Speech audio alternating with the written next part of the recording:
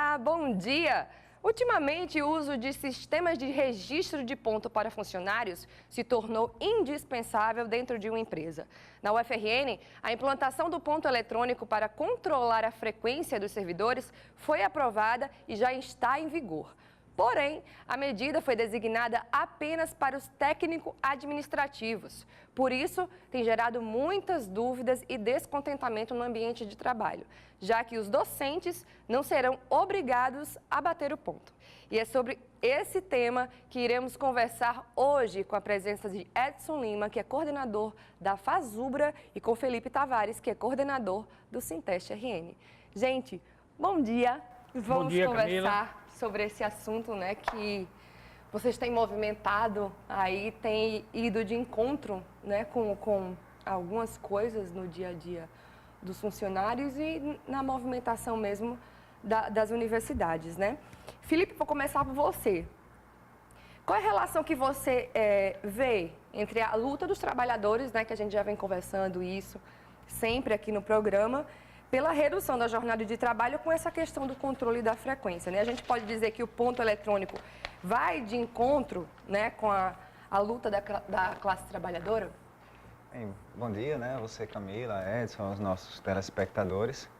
E sendo objetivo na resposta é sim, né? Assim, é claro que existem nuances que a gente pode dialogar, mas se pegarmos historicamente a classe trabalhadora desde o século XIX, pelo menos ali, quando começou a Revolução Industrial e o trabalho nas fábricas, ela vem reivindicando a redução de jornada de trabalho sem redução de salário. Hoje trabalhamos cerca de 8 horas, porém já se trabalhou 16 horas, já se trabalhou 14 horas. Sim. E apenas com muita luta foi que se avançou na direção de descer até as 8 horas de trabalho sem redução de carga de salário. E aí a gente pode se perguntar, inclusive, onde é que vem as 8 horas de trabalho e por que 8 horas de trabalho? Sim. E aí o debate que surgiu por parte da classe trabalhadora, naquele momento, lá no período do século XIX, começo do XX, seria 8 horas de trabalho, 8 horas para lazer e descanso, 8 horas de sono. Sim. E com isso você tem 24 horas de seu dia. Só que a classe trabalhadora avançou em sua consciência. Inclusive, recentemente, eu fui para o século XIX, mas a gente pode falar de dados mais atuais. Recentemente, as centrais sindicais fizeram uma grande campanha no Brasil para reduzir a jornada de trabalho de 44 horas semanais, para quem é CLT, sim, para 40 horas semanais, né? E naquele período isso teve alguns efeitos, alguns lugares conseguiram, algumas empresas, né? E nós, no serviço público, estamos ainda mais avançados, embora não defendamos isso apenas para o serviço público, defendemos isso para toda a classe trabalhadora, que é a redução de 8 horas para 6 horas de trabalho sem redução de salário. E o que é que explica isso? É que, por exemplo, as cidades cresceram, então você leva um grande tempo para se deslocar da sua casa para o seu ambiente de trabalho. Você precisa ter, você tem mais máquinas hoje. A gente diz que costuma começar a trabalhar a partir do momento que a gente começa a se arrumar para trabalhar, né? Exato. E outra coisa, hoje em dia você tem mais máquinas no seu trabalho, sim, que, em tese, te proporcionam fazer o trabalho mais rápido, um volume maior de trabalho em menos tempo. Então, se a máquina ajuda, por que não usar isso ao nosso favor? E sim usar contra, quando você sai do trabalho e as pessoas te procuram por WhatsApp, por e-mail. Você, sim, trabalha até a mais do que as suas 8 horas. Então, a gente defende para toda a classe trabalhadora a redução para 6 horas, que alguns países, inclusive, que são um pouco mais avançados em suas consciências já fazem, países europeus, por exemplo, algumas empresas, e nós defendemos isso para o UFRN e para todo o conjunto da classe trabalhadora, porque a gente não quer privilégio, a gente pensa que isso deve ser para todos, para ganharmos em qualidade de vida e em saúde e para poder termos tempo para nos qualificarmos, estarmos com nossa família por mais tempo e praticarmos algum esporte, alguma arte. E como já foi discutido também aqui no Diálogo Plural, vem a questão também da aposentadoria, né? Se houver essa mudança toda, aí a gente vai ter que trabalhar, não questão de horas ao dia, mas de tempo de trabalho. Isso aí também já é outra história, já é outro tema para a gente debater. Mas, Edson, de uma maneira geral, existem regras para a implantação desse tipo de registro? Bom dia, Camila, telespectadores. De maneira geral, tem uma regra que é estabelecida na CLT, e também no artigo 1590, no decreto 1590, que é mais voltado ao setor público. Que ele prevê o controle de frequência, mas não obrigatoriamente de forma eletrônica. É permitido, é facultado o controle de ponto de forma manual, que é o lance da folha, Assim como o modo eletrônico, que é o relógio de ponto, esse sistema que eu estou tentando implantar agora na UFRN. Então é isso, não é necessário que seja eletrônico. E é isso que a gente está tentando dialogar com a reitoria sobre esse ponto aí. É isso.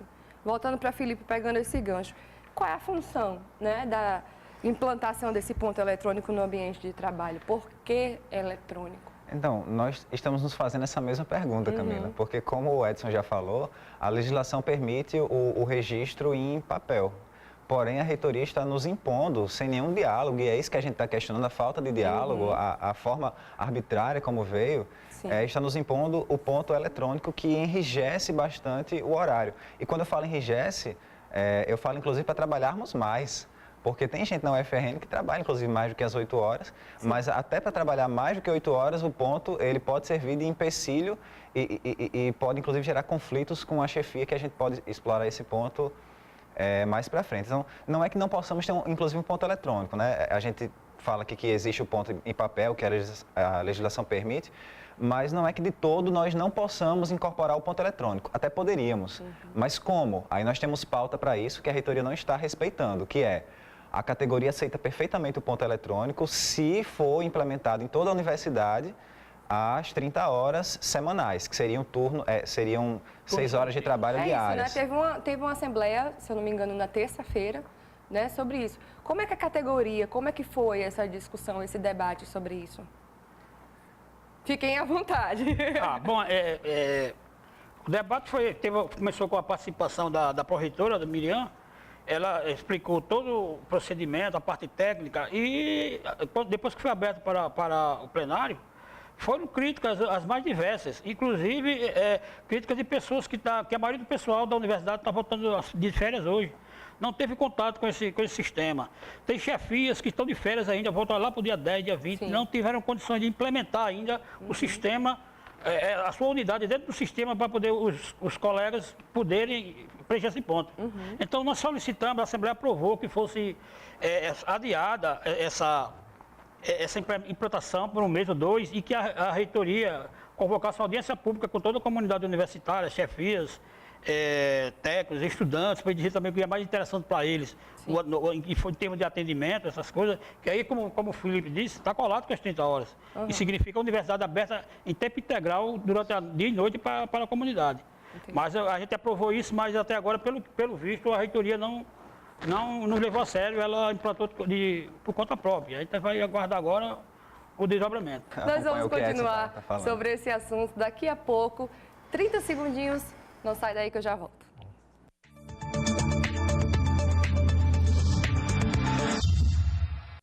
Voltamos com o programa Diálogo Plural de hoje, que conversa sobre a implantação do ponto eletrônico no ambiente de trabalho, com a presença de Edson Lima, que é coordenador da Fazubra, e Felipe Tavares, que é coordenador do Sinteste RN. Vamos dar aí continuidade, né, a esse assunto. Felipe, de onde é que surgiu, como é que começou, né, essa necessidade de implantar o ponto eletrônico na UFRN e qual é a posição do Sinteste? Então, nós estamos também nos fazendo essa pergunta, Camila, porque isso não partiu da comunidade acadêmica. Pelo que você fala, existem várias dúvidas sobre isso. Sim, tudo, a categoria tem muitas questões, muitas preocupações também, justamente porque esse ponto ele veio sem diálogo nenhum com a nossa categoria. E esse é o ponto que a gente está batendo mais. Sim. Porque como é que você implanta uma coisa que muda a vida do servidor e você não conversa com ele previamente? E você faz isso num período de férias, em que muitos servidores vão voltar e vão se deparar com isso e nem sabem, às vezes, até manusear o sistema direito, né? Porque não tiveram. Vocês já pararam para pensar, de repente, qual é a necessidade que o outro lado poderia ter para fazer isso dessa forma? Então, na verdade, a gente, assim, primeiro, isso não partiu da comunidade acadêmica, Sim. porque não foi uma demanda do DCE, não foi uma demanda dos professores organizados em seu sindicato, não foi uma demanda dos técnicos organizados em seu sindicato. Então, a gente se pergunta de onde veio, né? Já que não veio da demanda diária da universidade, das pessoas que frequentam ela e que poderiam questionar isso. O que a reitoria diz é que veio de algumas auditorias internas e externas sobre a folha. Sim. Né? Só que, se tem algum tipo de problema em relação à folha, por que a categoria não folha que eu falo de frequência? Sim. por que que a categoria não é chamada para dialogar sobre isso e para propor soluções a algum tipo de coisa buscar de forma conjunta, para buscarmos as soluções de forma conjunta, porque de fato a gente não quer causar conflito com a comunidade acadêmica, a gente quer atender as demandas dela na medida em que ela que paga o nosso salário.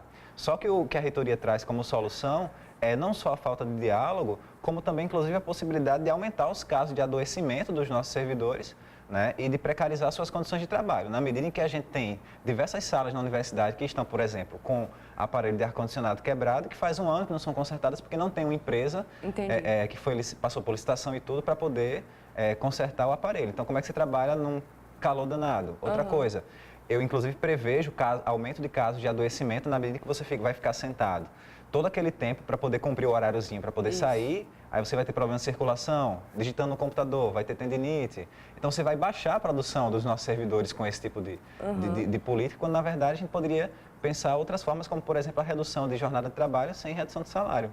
Inclusive, com isso, a universidade ficaria aberta mais tempo, os setores ficariam abertos mais tempos e sem fechar para o almoço. Então, a gente tem solução para esse problema, só que a reitoria não quer conversar a respeito disso, ela quer apenas impor uma solução. Entendi. E na UFRN alegaram que o assunto foi discutido no CONSAD, né? Isso. Mas será que esse foi o melhor espaço para debater e, de repente, aprovar essa medida, se é que houve debate sobre isso? Então, explicar para o pessoal de casa só o que é o CONSAD, né? Nós aqui entre nós sabemos, mas é o Conselho de Administração da Universidade, é um colegiado superior, é uma das instâncias máximas da universidade, está mais ou menos no mesmo nível da própria reitora, né? E toma decisões da parte administrativa da universidade, como, por exemplo, carga horária de trabalho, né? E aí, qual é o grande problema do CONSAD e que nós, inclusive, temos uma pauta para ele, que é a democratização do CONSAD e a democratização da própria universidade. É que se juntar a representação de professores, se juntar a representação de técnicos administrativos com a de estudantes, não dá o que tem de professor lá dentro. Ou seja, não é um órgão democrático. Porque apenas os gestores, porque praticamente só quem gere hoje a universidade são os docentes, pelo menos majoritariamente. Então, eles são 70%. Nós, os outros técnicos e estudantes, somos o restante. Então, esse órgão ele é democrático? As decisões que são tomadas lá são democráticas? Não. Então, se não são, lá não é a melhor instância para essas decisões serem tomadas. Qual seria a instância? Seria uma audiência pública que a universidade pode fazer de acordo com o seu regimento geral, mas não fez. Entendi. Lembrando, Camila, com licença, me desculpe. Fica à vontade. Que a própria forma de escolher a representação do CONSAD, assim como do CONSUNE, ela não é democrática. Porque, por exemplo, se na representação dos técnicos nós escolhemos a partir de processo eleitoral, nós escolhemos os nossos representantes com a participação de todos os técnicos, inclusive o pessoal ligado aos reitores, eles podem indicar a chapa dele e ganhar. Esses caras não necessariamente eles serão técnicos, mas eles estarão alinhados com as nossas lutas, poderão estar alinhados com a reitoria. A apresentação docente, geralmente são diretores de centro, esse pessoal que é tudo indicado pela reitora, faz parte do grupo dirigente da universidade. Então, não existe democracia. Esse pessoal é amarrado já com a decisão que vem de cima para baixo. A gente tem até um exemplo aqui, Edson, que em 2011 o Sinteste travou uma batalha, né, com a administração da UFRN contra a implantação do ponto eletrônico para os servidores dos hospitais públicos, né? Dos hospitais universitários, perdão. Como é que funciona hoje esse sistema na área de saúde? Olha, esse sistema lá, ele funciona, na verdade é uma espécie de piloto, ele funciona da forma como querem implementar aqui agora. Tem vários problemas, mas qual é a lógica da implantação desse sistema lá? Na época, o governo Lula, ainda no governo Lula, foi criado um sistema de premiação para quem executasse tarefas extras, que foi o adicional por plantão hospitalar. Sim. Que é um adicional que, em muitos casos, dos plantões era muito maior do que o salário de um trabalhador. Então, para controlar as pessoas, foi criado esse ponto. As pessoas aceitaram esse ponto. Sim. Em troca da garantia do plantão hospitalar. Mas para que serviu isso aí? Apenas para monitorar a hora de chegada dos trabalhadores no hospital. Porque, por exemplo, você não concebe que um trabalhador da área de saúde ele esteja envolvido em um procedimento médico, deu o turno dele de 6 horas, ele pare aquele procedimento para bater ponto e ir embora. Isso não acontece. Claro que esse trabalhador vai continuar trabalhando, mas a hora que ele chegar atrasado lá, uma chefia dele vai ter o poder de de não fazer um aceitar a desconto, justificativa alguma dele e coisa, descontar e para conta negativo, saldo negativo dele. Então é isso que vai acontecer na universidade de maneira geral e que a gente não concorda. Outra coisa, foi dado muito poder para as chefias. A gente sabe que muitos diretores de unidade da UFRN são professores. Eles estão desobrigados de assinar ponto enquanto docentes, enquanto sala de aula. A partir do momento que ele está assumindo um cargo administrativo, ele teria que ser submetido à lógica do ponto. Sim. Então a gente pergunta, eu perguntei para a reitora na reunião que a gente teve na última sexta-feira, tudo bem, as chefias nos controlam. E quem controla as chefias? É verdade. Essa pergunta não teve resposta, então a gente está esperando. Essa pergunta foi feita na Assembleia novamente, não teve De resposta. repente foi uma ideia que, né? Só é de mente de um iluminado, talvez. Fica à vontade, Felipe. Só uma complementação, Camila. Na verdade, eu entendo, inclusive, que com um ponto que, inclusive, é uma lógica de empresa privada sendo aplicada na instituição pública, e uma lógica de fábrica, inclusive, sendo aplicada na instituição pública, na medida que remete ao século XIX, quando os operários tinham horário certo para entrar, para sair, para almoço, para ir no banheiro. Eu entendo que com essa lógica de empresa privada, a comunidade ela tem muito a perder. E eu vou citar exemplos dessa primeira semana de implantação do ponto eletrônico. Muitos servidores estendiam seu horário de almoço, porque muita gente que trabalha chega lá no final do expediente, de 12 horas, de 12h30, ou então de 5h30, puxando para 6 horas, que é final de expediente nosso também. E chegavam lá para serem atendidas, mas muitos servidores, entendendo com a sua consciência social de dizer, não, ele vem do trabalho, eu preciso atendê-lo, né? Porque é a minha função, ele paga o meu salário. Ficavam para além do seu horário para atender essa pessoa e só depois é que iam embora. Entendi. Mas com o ponto, o que é que está acontecendo? Chegou o horário, o funcionário tem que bater o ponto, porque senão ele perde o horário de almoço. Então, quando chegam pessoas para serem atendidas naquele final do expediente, e por sinal, muitas vezes o fluxo maior é no final do expediente, Não tem atendimento. E intervalo não tem de almoço. atendimento. É Porque o servidor ele tem que ir embora, porque senão ele perde o almoço, ou então não vai ter vai ter dificuldade para compensar as horas depois que ele ficou a mais. Então, a comunidade acadêmica está perdendo com isso. Né? Na verdade, aí precisa realmente de um equilíbrio e de um diálogo, realmente, que é o que a gente está conversando aqui. Então, daqui a pouco a gente volta com o nosso terceiro bloco. Fica aí que a gente já volta.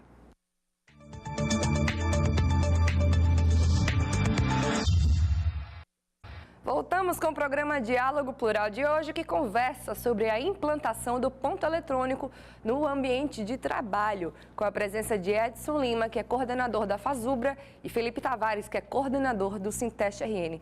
Estamos entrando no nosso último bloco, então fiquem à vontade para fazer as considerações, né, sobre esse assunto, para a gente ser mais objetivo, para que as pessoas que estejam em casa consigam entender de fato o que é que está acontecendo, né? Edson, como é que fica esse registro em caso de necessidade que o servidor precise se ausentar, por exemplo? Eu gostaria de citar aqui um exemplo bem concreto da questão do estudante, que é uma questão que está afligindo muita gente, que esse pessoal novo aí, muitos companheiros são estudantes. Eu cito o exemplo de um colega da editora universitária, que é o do trabalho. Ele trabalha de manhã e tarde, os horários registrados pela editora. Ele estuda de tarde, aí teria, teoricamente, que pagar os horários de aula dele à noite. Mas para o sistema para cadastrar o turno de manhã e tarde, pode ser de 7 da manhã às 19. Ou seja, para além disso, quem trabalha manhã e tarde não pode trabalhar pelo sistema, não pode registrar. Então, como será que esse colega que trabalha de manhã, ou trabalhar de manhã e estuda à tarde, vai compensar hora no turno da noite se o sistema não permite? Isso são alguns exemplos. Outro exemplo que a pessoa precisa se ausentar do trabalho, ele, por exemplo, vai a um médico, aí ele tem um problema, uma indisposição, não precisa do médico, se cura em casa. Aí não vai trabalhar no período da manhã, vai à tarde. Registra à tarde, aí coloca lá na justificativa lá que não foi trabalhar porque estava com problema de saúde, e não foi ao médico porque não foi necessário. Cabe à chefia imediata dele aceitar ou não. Né? Então é isso que a gente diz. Não tem como, quer dizer, fica na mão de uma pessoa decidir se aceita ou não. É verdade. Tá, entendeu? Aumenta até uma questão aí que é a compra de atestados, né? Que já virou até matéria em vários lugares por aí. Mas enfim, Felipe, a inserção do ponto eletrônico abre espaço para assédio moral no ambiente de trabalho? Como é que lida, né, com essa questão? Sim, no caso, eu acho que é mais ou menos que é um problema também das empresas privadas, né, que tem aumentado cada vez mais. Eu entendo mais ou menos isso que o Edson acabou de colocar mesmo, né? Que você tem uma concentração de poder muito grande nas mãos da chefia e essa chefia, se ela tiver conflitos com o técnico, ela pode não homologar certas horas que você colocou lá. Ele pode dizer, não, ele bateu e saiu, mas mesmo que o servidor estivesse lá no setor, entendeu? Entendi. E a gente sabe que nessa relação entre técnico e gestor, nem sempre é uma relação harmoniosa. Então, pode sim gerar casos de perseguição, de assédio moral, na medida em que esse poder não está sendo distribuído, ele está concentrado cada vez mais nas mãos de uma pessoa. A tecnologia não está a serviço do bem do ser humano, né? Está sendo usada para, na verdade, até para fins meio complicados. Mas, para além disso, eu também, como eu havia colocado no bloco anterior, eu prevejo os casos de adoecimento também, porque na medida que você enrijece muito o horário, inclusive um debate que a gente faz, Camila, é que é o seguinte, veio o ponto, tudo bem, mas que melhorias houve também? Porque a gente tem 2 horas de almoço, a maioria dos setores. Tem sala de descanso para a gente? Não tem. Até empresa privada, às vezes, tem sala de descanso, a nossa universidade não tem. Então, a gente fica lá de bobeira, sem fazer nada, não consegue descansar porque está no ambiente de trabalho. Mesmo fica muito complicado. Não dá para ir em casa e voltar. Exatamente. Né? A UFRN não consertou diversas salas que estão, como eu dei o exemplo, dos aparelhos de ar-condicionado quebrados, então vão trabalhar no calor. Ou seja, poderiam pegar esse dinheiro e investir em outras coisas para poder chegar a esse ponto, não é isso? Isso, A gente entende isso e a gente entende, inclusive, que se existe um problema a respeito de carga horária, a gente tem pauta para resolver o problema. E a nossa pauta é a pauta das 30 horas, porque a universidade ela vai ficar aberta mais tempo e sem fechar nem para almoço. Com o mesmo quadro de pessoal. Entendi. Tranquilo, entendeu? E, inclusive, eu conheço vários servidores que aceitariam tranquilamente o ponto eletrônico com as 30 horas. Mas da forma como está vindo, sem nenhuma melhoria na nossa qualidade de trabalho, nas nossas condições de trabalho, dessa forma, está bem complicado. E sem diálogo nenhum com a categoria. Né? Inclusive, na área nacional, estava vendo algumas movimentações de algumas universidades, que eu queria aqui fazer um registro, que as universidades mais tradicionais brasileiras, as maiores e as mais bem ranqueadas na América Latina, ela tem um sistema misto de frequência. A maioria é ponto mecânico. Sim. O que quer dizer, o que prova que a questão da excelência no ensino, na pesquisa e na extensão não está amarrado necessariamente à questão do ponto. Entendi. Outra coisa, as universidades novas, elas já vieram com DNA de eletrônico. Sim. Porque elas foram implantadas para servir de modelo, o modelo da competitividade, da lógica do mercado, assiduidade, disso aí. Então, essas novas já vieram com esse modelo. E outras estão depois das 2 últimas greves, uma que evoluiu em 2015, para a questão das 30 horas, que foi quando teve um boom de negociações, está avançando justamente nessa direção que o Felipe aponta, que é negociando o ponto eletrônico, alguma forma de controle eletrônico, com as 30 horas. E vem dando certo, porque as pessoas não têm a necessidade de sair para casa, voltar, passar 2 horas, porque não dá tempo de voltar, almoçar na rua. Sim. Os salários congelados durante 20 anos. É uma estrutura que todos vão ter, de uma forma que se modificar e se organizar para poder dar certo, caso não consigam, né? Edson, como é que fica o registro, rapidamente, para aqueles servidores que também são alunos e necessitam de uma carga horária mais flexível? Isso. Né? Foi o que eu falei rapidamente no último bloco. No último bloco. Eles têm está registrado no sistema de frequência o horário especial de estudante. Eles podem trabalhar e estudar, quer dizer, provar que estava estudando através do cigarro, que é tudo interligado, mas tem essa questão que ele vai ter de repor horas. Agora, geralmente as horas de um mês, ela tem até um mês para ser reposta. Não pode ficar acumulando indefinidamente. Entendi. Aí aquilo que eu coloquei, se o estudante estuda de tarde e trabalha de manhã e tem que repor as horas de noite, se o setor dele não é cadastrado para trabalhar à noite. É uma estrutura mesmo, né? Que tem que ser. Tem que ser muito estudado isso. Não dava para ser entrado assim de sopetão, como se diz na linguagem popular. Pelo que eu estou entendendo, não é simplesmente colocar o ponto eletrônico. É uma estrutura toda que tem que ser organizada. A universidade é uma coisa dinâmica, muito grande. Então, existe problema de toda a qualidade. Pessoas que trabalham de mateiro na escola de Jundiaí. Como é que essas pessoas vão se dar um ponto eletrônico, gente? Verdade. Pelo amor de Deus. Inclusive, Camila, rapidamente aqui. A universidade ela não paga para os seus servidores de nível médio e fundamental o salário previsto pelo DIEESE, que é de R$ 3.900, que é o salário suficiente para manter bem uma família. Né? A universidade não paga isso para esses cargos, a não ser que você tenha muita mestrado, doutorado, aí você consegue talvez chegar ali perto. Então, muitos servidores têm que trabalhar em empresa privada à noite, dando aula em universidade privada para poder complementar a sua renda. Né? Então, se você não aumenta o salário, mas você impõe uma carga horária rígida, você está tirando o direito daquele servidor de complementar a sua renda. Né? Não que ele trabalhe menos, mas às vezes ele tira ele abate uma hora do almoço para poder sair mais cedo, entendeu? Então, ele perde essa flexibilidade. Né, as coisas ficam um pouco mais complicadas para ele e aí ele vai ter que viver só daquele salário que não é suficiente para ele manter a família dele. Entendi. Edson, Felipe, muito obrigada pela presença mais uma vez, pelos esclarecimentos. A gente espera de verdade que tudo isso seja organizado e que tenha, como a gente diz aqui no programa, um diálogo de fato. Se você quiser mais informações sobre esse e outros assuntos aqui do nosso programa, você pode entrar nas nossas redes sociais e acompanhe as atualizações do nosso Twitter, o @SintestRN, no nosso site, o www.sintestrn.org.br, ou na nossa página do Facebook ou YouTube, que é o facebook.com/SintestRN. A vocês, um ótimo final de semana e até o próximo sábado, se Deus quiser. Tchau, tchau.